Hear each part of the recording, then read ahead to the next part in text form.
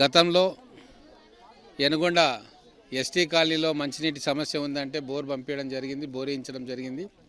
దానికి ఈరోజు పెద్దగొల్ల వెంకటేష్ వాళ్ళ తండ్రి జ్ఞాపకార్థం, పెద్దగొల్ల బాలయ్య గారి జ్ఞాపకార్థం ఇక్కడ వాటర్ ట్యాంక్ కట్టించిండు. దాని ప్రారంభోత్సవానికి ఇక్కడికి వచ్చినాం. అలాగే భవిష్యత్తులో ఇక్కడ వాటర్ ఫిల్టర్ ప్లాంట్ కూడా ఏర్పాటు చేసి ఈ కాలనీ వాసులకు, ముఖ్యంగా కూలీనాలి చేసుకునే వాళ్ళు ఉన్నారు,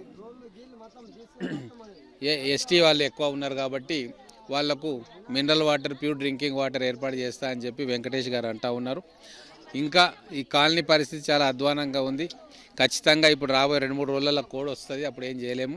ఈ మున్సిపల్ ఎలక్షన్స్ అయిపోయిన తర్వాత ప్రత్యేకంగా ఈ కాలనీ మీద దృష్టి పెట్టి మరింతగా అభివృద్ధి చేయడానికి కావాల్సిన నిధులన్నీ కూడా నేను ఇస్తానని చెప్పి తెలియజేస్తా ఉన్నా.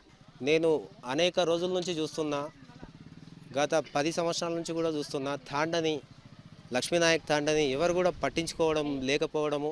ఒక అక్క మొన్నటికి మొన్న మాకు ఇక్కడ బోర్ లేదు అని అంటే బోర్ వేపియడము, లేదు నీళ్ళకి ఇబ్బంది అవుతుంది అని అంటే సొంత ఖర్చులతో ట్యాంక్ని నిర్మించడము.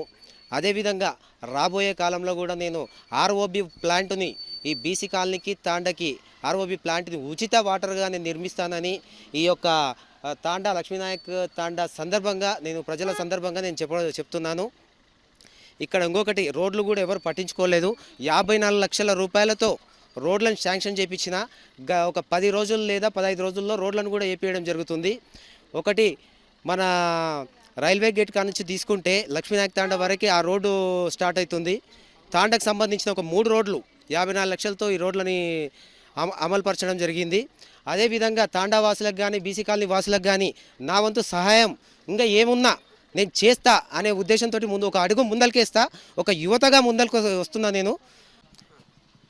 మా ప్రియతమ నాయకుడు ఎమ్మెల్యే గారి సహకారంతో సేవాలాల్ టెంపుల్కి సంబంధించి ఇప్పుడే 10 లక్షల రూపాయలు శాంక్షన్ చేయడం జరిగింది. అదేవిధంగా మా ఎమ్మెల్యే సహకారంతో ఇంకా 2nd వార్డు పరిధిలో ఇంకా ఏమున్నా సమస్యలు ఏమున్నా ముందరికి తీసుకుపోతానని ఈ సభాముఖంగా తెలియజేసుకుంటున్నాను.